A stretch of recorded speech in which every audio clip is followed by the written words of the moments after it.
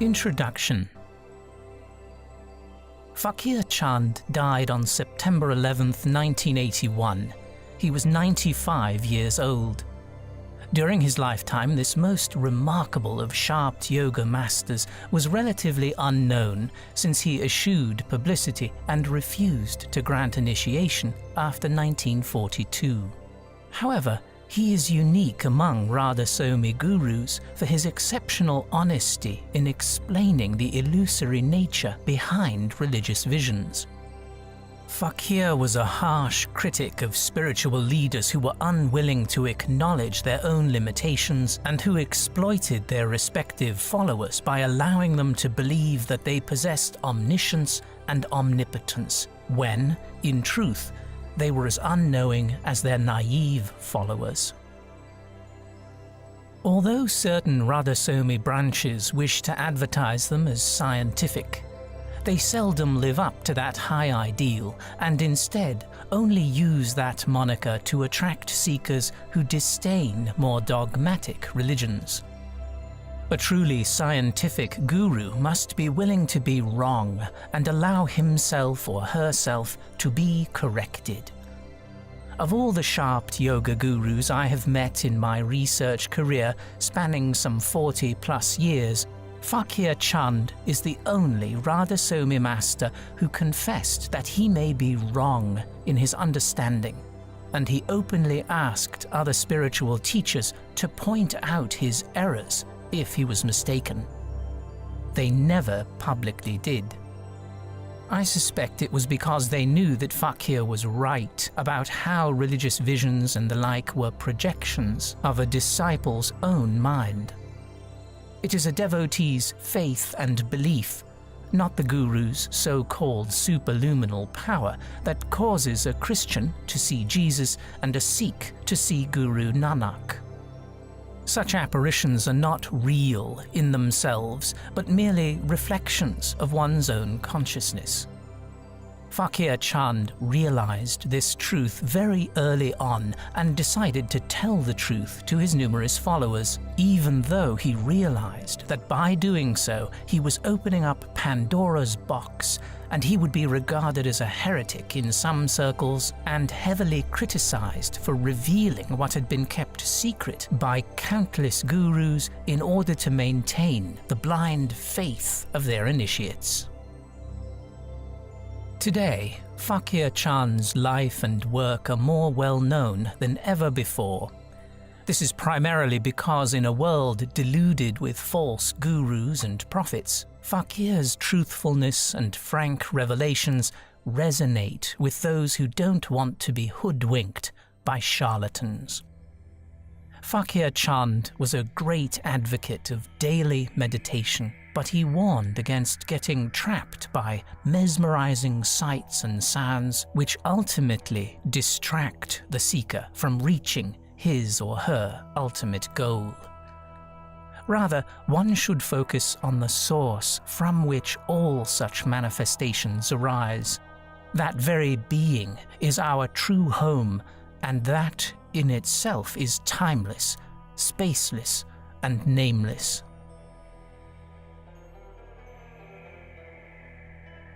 During my stay at Manavta Mandir, I had the opportunity to closely observe Faqir Chand and some of his personal habits. I noticed the following. 1. Faqir Chand did not live at Manavta Mandir, but made his residence in a small abode several blocks away from the ashram. 2. Faqir arrived very early in the morning at Manavta Mandir, usually in a bicycle rickshaw. 3. Faqir would go into samadhi, deep meditation, every day, and his followers would sit around him, also meditating. 4. Faqir Chand's withdrawal of consciousness was such that only the whites of his eyes would be visible. Excerpt from The Unknowing Sage. Radhasoami, today is the first day of Chaitra, the first month of the new year. May the new year bring peace and plenty to each one of you. Sri Swami Ji, founder of Radhasoami faith, writes in his Sar Bachan, "The month of Chaitra came. The master spiritually awakened his disciples, made a bridge for them, and ferried them across the ocean of births and deaths." What is this ocean? As I understand, this ocean is the whirlpool of mind in which beings are caught up and go on experiencing pleasure and pain, and are being revolved from births to deaths and vice versa. Some people say the soul is immortal. I do doubt it. But then this immortal soul will go on incarnating again and again ceaselessly and never get out of this whirlpool. I fail to explain it conclusively. That is why I invite other practical investigators or seekers after truth to throw light on this issue from their personal spiritual experience and not by quoting books. In the light of personal experience gained so far, I can state that I witness the whirlpool of the mind, but am not caught up in it. It is so because I have gained the insight into the unreality of these mental creations. They are all Maya, or illusory, figments of the imagination, mere shadows, not substantial things. This insight into their nature has served to release me from their bondage. My physical form appears in visions to many of my satsangis and helps them to tide over some of their difficulties. I receive numerous reports of this effect from the satsangis concerned, orally and by letters. In my heart of hearts, I know for certain that I do not know where and when these visions arise and help them miraculously, nor do I produce them. Then, how does it happen? What is the explanation for this? I believe that the intensified faith of these devout persons becomes creative and produces these results. Many so-called gurus misappropriate the credit for similar happenings which take place in their disciples whose own true faith should be held responsible for those results. By the lack of moral courage and honesty on the part of pseudo-gurus, credulous disciples are kept in the dark and fleeced under fake pretenses. I alert the faithful but simple-minded satsangis to beware of such sneaks and their false claims. I had been commanded by my Guru Dev, Shiv Brat Lal, to introduce plain speaking into religion, so I am duty-bound to proclaim the truth behind these miracles and to save the simpletons from exploitation. If I do not reveal the truth, I can, by keeping satsangis in the dark, extract from them large sums of money by claiming fake credit for the miracles that no doubt do happen. But the sinful collection and accumulation of material wealth for this institution will sink it and me under its own wicked and unlawful weight. I am quite alive to the fact that this exposure will shake off the blind faith of many faithful, but I am also painfully aware that by refraining from this bounden duty, I shall be guilty of perpetrating the evil which has divided the human race into warring sects and made genuine manavta, or natural humanitarian love of man for man, extinct from our unhappy planet, for which was prophesied goodwill among men and loving service of one another. At the time of India's partition in 1947, streams of bloodshed flowed in this land of seers and saints. What was the cause of communal hatred? The flames were fanned by false beliefs that the gods of each community were at its back. The gods and goddesses that most of the sect founders claimed to have seen were nothing but the mental creations of their own impressions and suggestions lying stored up inside their minds. truth is beyond this region or plane of the mind, where all is one and one is all, where the mental agitations are not rampant and supramental. Reality reveals itself as the one universal reality, with no trace of separative, sectarian, illusory visions held sacred in their ignorance by the sectarian propagandists and those self-aggrandizement seekers. There is no God but one God. There is not truth but one truth in the universe, and it is the same for all castes, creeds, sects, climes, and times. It refuses to be monopolized, being infinite, by any finite mind or intellect. O warring communal sects and religious denominations, come out into the vast unity of the open sky, and do not dissect it to suit the size of your little windows, your limited minds. My master, while entrusting this mission to me, declared that I was an extraordinary person of noble qualities and came into this world for leading it towards its true welfare. He gave me the titles extremely affectionate and compassionate. Keeping in view my master's commandment, I have made my spiritual experiences an open secret, so that mankind may cease to be divided against one another on grounds of religious fanaticism. The mind divides, the spirit unifies. The supramental truth is one and the same for all human beings, while the mental creations are divergent.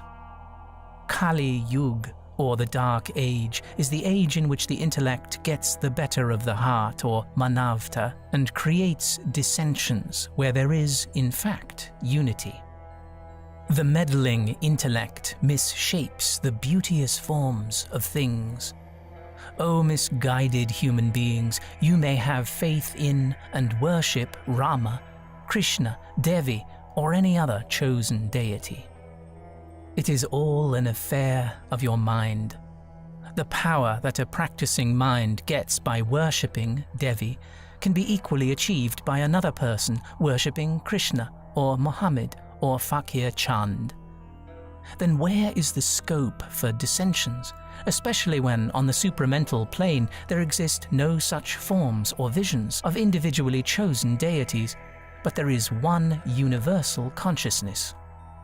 A soul that remains attached all his life to a deity or guru can never go beyond the ocean of births and deaths, because he has propped himself on another entity, which is, at best, a creation of his own mind. And it is the mind that is the ocean of births and deaths. Faith based on true knowledge alone can take you across, and not faith based on ignorance. Hence, try to transcend the mind in order to go to the other shore of the ocean. My experience leads me to believe that this is the meaning of crossing the ocean. Radhasoami Dayal and other saints might have had the same meaning in mind or a different one. I can't say. This single fact, that all the creations of the mind are Maya, has helped me to leave behind or transcend the mental plane and go beyond Maya. Sant Tulsi Das corroborates my experience when he says in the Ramcharitmanas that, "O brother, you should take as Maya all that the mind can include in its sweep." The implication of the above is that all the visions that the mind creates, be they in the form of Rama or Krishna or Baba Faqir or gods and goddesses, are all nothing but Maya. This single revelation is that it is all nothing but Maya. This single revelation of mine is enough to remove all the sectarian dissensions and bickering in the world. Thus, I find no difference between Sant Mat and Sanatana Dharma. Radhasoami Mat or Sant Mat is only a branch of Sanatana Dharma, whereas in the sacred books of Sanatana Dharma, the above revelation is only hinted at. In the Sant Mat, it is openly declared. I have deleted the word Sanatana Dharma and called it Manav Dharam. The ocean appeared impossible to cross, but the perfect master boosted his morale. How vast is this ocean? It is as vast as the range of mental and emotional fields. Radhasoami Dayal further says that the perfect master demanded the fee from the disciple in the form of complete surrender of his body, mind, and possessions. When this was cheerfully offered, the perfect guru ferried him across the ocean. The ignorant laity believed that they should serve the body of the guru by means of their bodies, praise the guru with their minds, and offer money to him. But this is not the real intent of Radhasoami Dayal. He exhorts us to sit in the company of the adepts and understand the secret that we are not the body or the mind, and the possessions are not really ours. He who properly understands this develops vairagya, or detachment, and then alone can cross the ocean of births and deaths. One may offer to the guru untold wealth, serve the body of the guru adequately, but he will not be able to cross the ocean unless he develops the unshakable faith that he is neither the body nor the mind, nor are the belongings really his. There is no other way to cross the ocean. He gets salvation or release from these three main bondages by developing total detachment. The false gurus hide this truth from their ignorant disciples and perpetuate their slavery in order to go on fleecing them. According to Sant Mat, a sincere living guru is necessary to drive home the truth. Therefore, he is so much glorified in Sant Mat.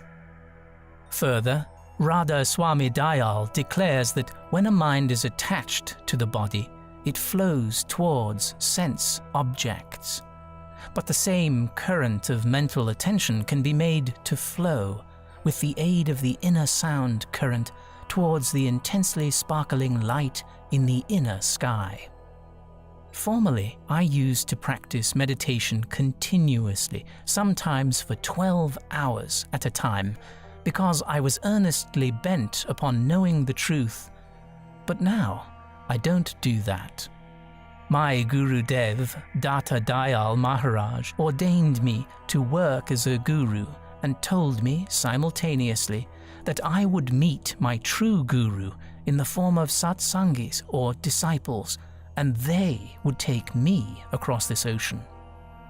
When they reported to me their miraculous experiences and ascribed them to my power, I came to the conclusion that because I had not caused them, they must be the result of their own faith and the product of impression and suggestions already present in their minds. Further, I learnt to take my own similar visions and experiences to be my own mental creations, and I took them for what they were and no more. In this way, I did not remain caught up in the mental region, but was able to transcend it. Radhasoami Dayal further says that the disciple then saw divine light and the mouth of the Bunk Nal. Literally, it means curved pipe or path, because this path first leads downward and then leads upward. Where is this curved path inside us? In fact, it refers to no physical pipe, but to going up and down of surat, or attention. When one is about to fall asleep, one should remain watchful. One will find that the surat goes down and forgets all. Then it comes up and sees dreams. A similar junction called Santi or Santhya comes when surat passes from the dream state to the dreamless or sound sleep state. This is the second bunk nal, or curved pipe. There is the third bunk nal, the junction of sound sleep, and the fourth state, or turiya. This is what I have been able to understand by curved pipe. I do not know what others understand by it. Further, R.S. Dayal writes that he heard the conch shell sound and the omkar vibration inside. I have explained in a book why a meditator hears inside him sounds of bell, conch, omkar, flute, and sitar. All these are manifestations of the mental plane. Since this knowledge came to me, I ceased to be caught up in the whirlpool of the mind and transcended it. Now, I look upon all these manifestations as mere maya. Therefore, now, even if I try to catch these sounds, I do not get them, because their value as something real has vanished for me who has transcended the mind. Further, Radhasoami Dayal says that he transcended the mind plane and reached the higher consciousness plane, where he saw the form of the higher guru. Thence the two rose higher and reached or experienced the plane called Mansarova. When the consciousness became pure, i.e. thoughtless or thought-free, the mind becomes no mind. This is called shunya or Mansarova. It is a state of intuition which is supra-mental. In my earlier stages of spiritual meditation, I used to experience inside me light, sounds, swans, large flowers, and many other things. One day in my congregation here, one man rose up and fell at my feet. I asked him who he was. He replied that he was a meditator. One day he had seen inside him great effulgence and a lake with blooming flowers in it. Swans were floating, and I appeared before him and told him that I could ferry him across. He did not know me. Therefore he went about in search of me. Somebody informed him about my satsang. So, on reaching here, he recognized me as the saint whose vision had appeared in meditation. He asked me to take him to the destination. This experience opened my eyes. I had not projected myself into his mind. Then how to explain all that had happened to him? The explanation is that he had gathered certain suggestions and impressions from books and persons in his mind. During meditation, they appeared to him. To a Mohammedan, only Muhammad appears in the meditation. To a Christian, Christ. To a Hindu, they do not appear because he is ordinarily without these impressions. It is for this reason that a living master's personal guidance is indispensable. Find out a spiritual adept and narrate to him your inner experiences. He will remove your illusions and help you to be established in truth. He will help you to come out of all the devouring whirlpool of the mind. So, I have told you clearly how I came out of it. Further, Radhasoami Dayal writes that the Surat began to love the pure swan and attained happiness. I have come to the conclusion that no swan comes into our meditation from outside us. Our own soul or spirit inside becomes pure like a white swan and experiences its own effulgence, which is all love also. If other spiritual gurus find my explanation incorrect, let them be good enough to correct me and convince me, and I shall be grateful to them. Further, Radhasoami Dayal Maharaj writes that the spiritual consciousness stayed for some time on the shunya plane and rose still higher. What is this shunya plane? Shunya literally means void or emptiness. When the surat rises still higher, it reaches the most sublime state of Mahashunya, writes Radhasoami Dayal.